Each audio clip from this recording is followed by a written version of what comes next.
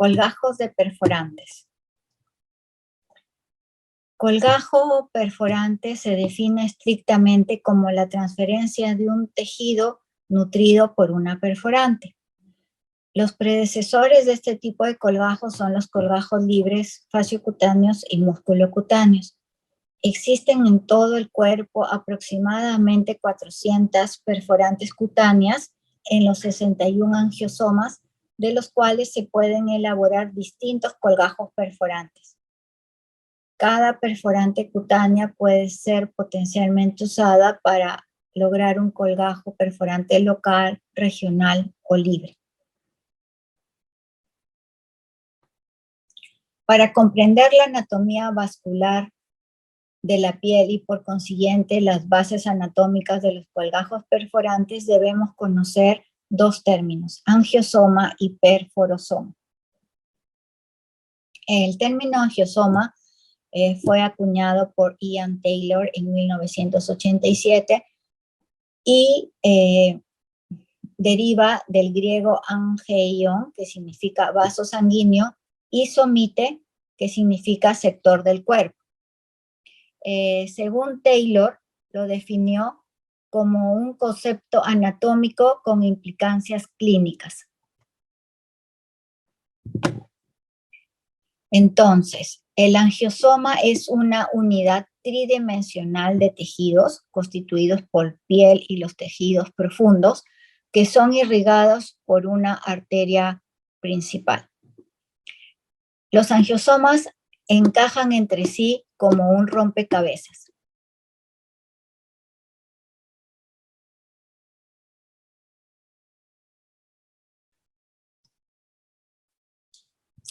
Los angiosomas son territorios vasculares tridimensionales que tienen una parte arterial o arteriosoma y una parte venosa o venosoma.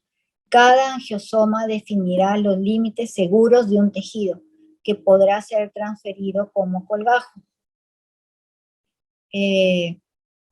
Aquí tenemos los distintos angiosomas corporales, de los cuales podemos levantar distintos colgajos perforantes, ¿no? Por ejemplo, en el número 19, ahí tenemos en base a la arteria glútea superior, podremos levantar el SIGAP. En el caso del número 20, en base a la arteria glútea inferior, podemos elevar el colgajo perforante glúteo inferior. En el caso del número 27, podemos levantar el anterolateral del muslo. Esta es la representación que corresponde también a los angiosomas, pero de la parte venosa o venosoma. Entonces, los angiosomas se interconectan por pequeños vasos, que son los vasos de choque, y además por anastomosis verdaderas, formando una red vascular que engloba todo el cuerpo. Taylor identificó 40 arterias fuente, pero Morris en el 2010 hizo un estudio más detallado y describió ya 61 arterias fuente o 61 angiosomas o territorios vasculares. El vaso fuente o principal siempre es constante. Por ejemplo, la arteria glútea superior, la arteria glútea inferior, son constantes. Lo que varían son las perforantes, tanto en ubicación como en dimensiones, entre el mismo individuo de lado a lado o entre individuos diferentes. Hay vasos que solo dan una sola perforante, como por ejemplo el angiosoma de CAI. Sin embargo, la mayoría de vasos fuentes dan múltiples perforantes cutáneas. Por lo tanto, un angiosoma puede ser subdividido en varios territorios, cada uno alimentado por una perforante procedente del vaso fuente. Esta subdivisión o esta área cada área dentro del angiosoma se llama perforasoma. Entonces, el perforasoma es la unidad de tejido irrigada por cada perforante. Recuerden que hay angiosomas que son irrigados estrictamente por una perforante. Ahí habrá solo un angiosoma y corresponderá igualmente a un perforosoma, pero hay angiosomas que tienen 2, 3, 4 perforantes. Entonces, cada perforante irriga una área del angiosoma y esa área se llama perforosoma. Este término fue introducido por Saint y colaboradores en el 2009. ¿No? Aquí tenemos la representación de un angiosoma a la mano izquierda, de un angiosoma que solo está irrigado por una perforante. Y aquí tenemos varios angiosomas que están interconectados entre sí como un rompecabezas. Esta es una representación de la parte anterior del tórax, donde se dibujan y se detallan en puntitos los diferentes perforantes que hay en las regiones torácica y abdominal. ¿No? Esta es una representación mucho más detallada de todas las perforantes cutáneas con diámetro mayor a 0.0 milímetros que podemos encontrar a lo largo de todo el cuerpo y de las cuales podemos levantar un colgajo perforante. Los angiosomas se comunican entre sí a través de vasos de choque. Los vasos de choque son vasos de calibre reducido, pero que pueden cambiar de calibre dependiendo de las circunstancias. Como por ejemplo, cuando se retarda un colgajo, el grosor o el calibre de estos vasos de choque va a aumentar para poder suplementar el área con déficit de irrigación. En cuanto a las anastomosis verdaderas, que también están presentes en los límites de los angiosomas, son anastomosis que sí mantienen su diámetro. Y generalmente son anastomosis que van acompañando a los músculos, a los troncos nerviosos o a nervios cutáneos. Estas distintas conexiones, ya sean los vasos de choque o las anastomosis verdaderas, explican cómo se pueden levantar colgajos basados en un angiosoma. El angiosoma se comunica con los angiosomas adyacentes a través de dos tipos de vasos, los vasos de choque y las anastomosis verdaderas. Los vasos de choque son pequeños vasos de calibre reducido que van a interconectar los bordes o los extremos de los angiosomas. Estos vasos, sin embargo, pueden dilatarse y mejorar la circulación de la periferia bajo ciertas circunstancias, como por ejemplo en el delay o retardo del colgajo. Y las anastomosis verdaderas sí son anastomosis que son de mayor calibre y que no cambian de tamaño ni de flujo. Generalmente las encontramos en los músculos, en los troncos nerviosos y acompañando nervios cutáneos. Las conexiones entre los angiosomas explican cómo los colgajos pueden cubrir más de una área de angiosoma en determinadas condiciones. Por su parte, en el lado venoso, los territorios se conectan por venas avalvulares con flujo bidireccional. Esto sirve para regular el flujo y la presión entre venosomas contiguos. Entonces, en esta representación vemos en la parte superior, está la parte arterial, vemos distintos vasos perforantes señalados con una flecha roja gruesa, cómo se subdividen y emiten los pequeños vasos de choque que van a comunicar los extremos de los angiosomas.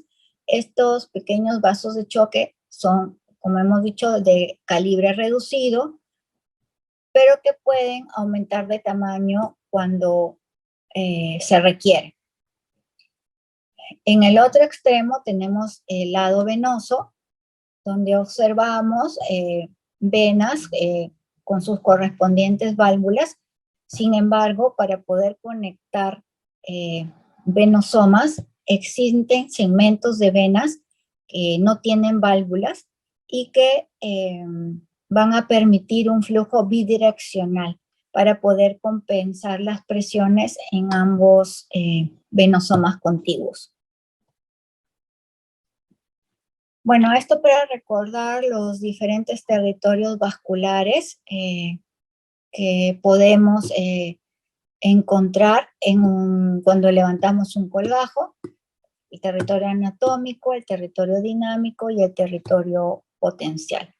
En el caso del territorio anatómico, corresponde a la perfusión normal en reposo de la arteria antes de levantar el colgajo. En el caso del territorio dinámico, es un territorio un poquito más amplio y incluye una parte del territorio vecino por anastomosis que se han generado o que han aumentado de volumen, de diámetro, al seccionar bordes o pedículos cercanos. Y el territorio potencial es un territorio mucho más grande o un alargamiento mayor del colgajo que logran perfusión si hay suficientes redes anastomóticas, ¿no? Y generalmente esto se consigue después de los 7 a 14 días de haber retardado el colgajo. Isao Kojima fue el primero en describir los colgajos perforantes en base a una arteria paraumbilical de la arteria epigástrica inferior y lo usó para reconstrucción de la ingle y de la lengua. Nuevamente, para recordar la clasificación de los vasos perforantes, tenemos perforantes directas y perforantes indirectas. Las directas no atraviesan ninguna estructura importante antes de atravesar la fascia profunda y van definitivamente a irrigar la piel y el tejido celular subcutáneo como función principal. En el caso de las perforantes indirectas, estas primero atraviesan estructuras como músculo o septos intra o intermusculares antes de pasar la fascia profunda y dirigirse a la piel. ¿Qué principios podemos encontrar en los perforosomas? Ya dijimos que los perforosomas se comunican entre sí por medio de dos mecanismos: vasos comunicantes directos y vasos comunicantes indirectos o de flujo recurrente. En cuanto a la regulación del flujo, bueno, el flujo sanguíneo depende de varios factores, entre ellos tenemos el neuronal, a cargo de la inervación simpática que regula la vasoconstricción, el factor humoral. La regulación humoral ocurre a sustancias vasoactivas que son secretadas por las células endoteliales y células sanguíneas. En cuanto a los factores físicos, tenemos la hipotermia local, que actúa directamente sobre el músculo liso vascular para causar vasoconstricción, mientras que el aumento de la temperatura causa el efecto contrario. Y factores metabólicos como la hipercapnia, hipoxia y acidosis que causan vasodilatación. En cuanto a la nomenclatura, al principio un poco confusa, se llegó a unificar criterios gracias al consenso de Gent en el 2001. Y los colgajos perforantes son nombrados en base a su vaso fuente. seguidos por el sufijo AP, que significa arteria perforante. En caso que existan varios colgajos y estén basados en perforantes de una misma fuente arterial, entonces podemos añadir la abreviación del músculo de cual procede la perforante. Por ejemplo, en el caso del colgajo DIEP, DIE es la abreviatura de Deep Inferior Epigastric, es el vaso de procedencia de donde viene la perforante. AP es arteria perforante y RA es recto abdominal. En el caso que habláramos de una perforante septocutánea, se coloca la S en lugar de la abreviación del músculo. Resumiendo, primero va las iniciales del vaso arterial fuente, luego la A y la P de arteria perforante, y si es necesario, se pone las iniciales del músculo de donde procede la perforante. Aquí tenemos varios ejemplos de la nomenclatura de colgajos perforantes.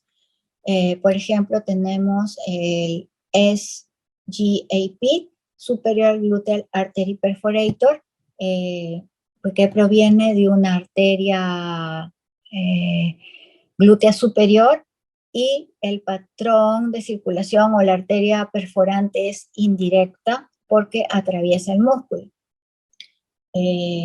La contraparte, o en la parte inferior del glúteo, podemos levantar en base a la arteria glútea inferior el colgajo IGAP, que también se basa en una perforante indirecta. Ejemplos de perforantes directas tenemos el colgajo lateral del brazo y el anterolateral del muslo. ¿No? Este es un resumen de todos los colgajos que podemos encontrar en las distintas partes del cuerpo. Están con la nomenclatura establecida por el consenso de Ghent.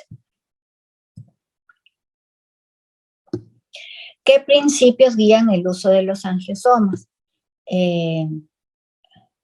Hay una ley que es la ley del equilibrio, que dice que hay una relación inversa entre perforantes contiguas. Si encontramos una perforante de bajo calibre, adyacente a ella va a haber una perforante grande o de mayor calibre. También otro principio es que los vasos se van a mover, los vasos arteriales se van a mover de zonas fijas a móviles de la piel. Es decir, va a haber una mayor concentración de perforantes a nivel de las áreas fijas de la piel y una menor concentración en las áreas móviles. Sin embargo, el calibre de las perforantes en el área fija van a ser pequeñas y en las áreas móviles va a ser mayor. Los vasos son más grandes cuando están asociados a un nervio cutáneo y los vasos siempre siguen al tejido conectivo. ¿Y qué principios guían los venosomas? Bueno, los venosomas se distribuyen a través de una red de arcadas, tanto en el sistema superficial y profundo. Las venas superficiales son generalmente independientes de las arterias y atraviesan múltiples angiosomas. Están localizadas en el plexo subdérmico y son más grandes que las venas comitantes. Ejemplo de estos son la cefálica, la basílica, la safena. Las venas profundas, que son las comitantes, siempre van paralelas a la arteria principal y sus perforantes. Los dos sistemas, superficial y profundo, se comunican por venas comunicantes. Hay conexiones valvulares y avalvulares que rigen el flujo uni y bidireccional. Y a la inversa que las arterias, las venas convergen de zonas móviles a zonas fijas. En esta imagen vemos las conexiones venosas que existen entre las venas superficiales y las venas profundas. Asimismo, vemos los pequeños vasos avalvulares que comunican venas mayores y que van a permitir que haya un flujo bidireccional para poder equilibrar las presiones entre venosomas contiguos. Las ventajas de los colgajos perforantes es que tienen el aporte sanguíneo tan confiable como el de los colgajos musculocutáneos. Sin embargo, la morbilidad en el sitio donante es reducido y lo más importante es que preserva la función muscular porque no toca el músculo. Por lo tanto, la recuperación es mucho más rápida y con menos dolor en el postoperatorio. Y algo muy importante es que son colgajos muy versátiles, que se pueden adaptar para reconstruir con exactitud el defecto. Podemos orientar el pedículo de distintas maneras, como en el colgajo propeller, y puede obtener un pedículo de mayor longitud que en los otros colgajos. La desventaja es que se necesita una técnica muy cuidadosa, de disección del pedículo vascular para no dañarlo. Por lo tanto, hay un mayor tiempo operatorio y requiere una curva de aprendizaje un poco larga. Además, requiere tecnología adicional para poder encontrar las perforantes en el preoperatorio, como son, por ejemplo, el doble color, la angiografía por tomografía computarizada o por resonancia magnética, o la angiografía con verde de indocianina.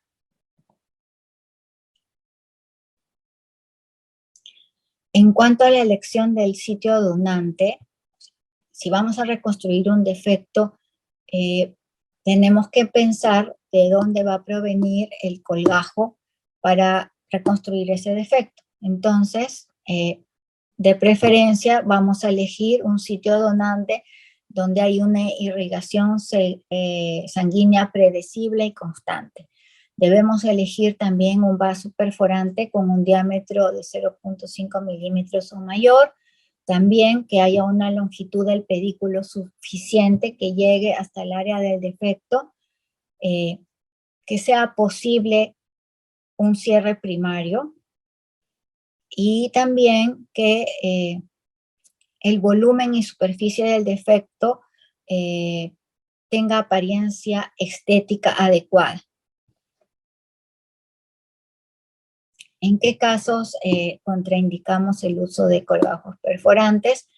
En pacientes fumadores, en donde hay áreas donde hay cicatrices extensas, en el área donante y cuando tenemos vasos perforantes pequeños de menos de 0.5 milímetros.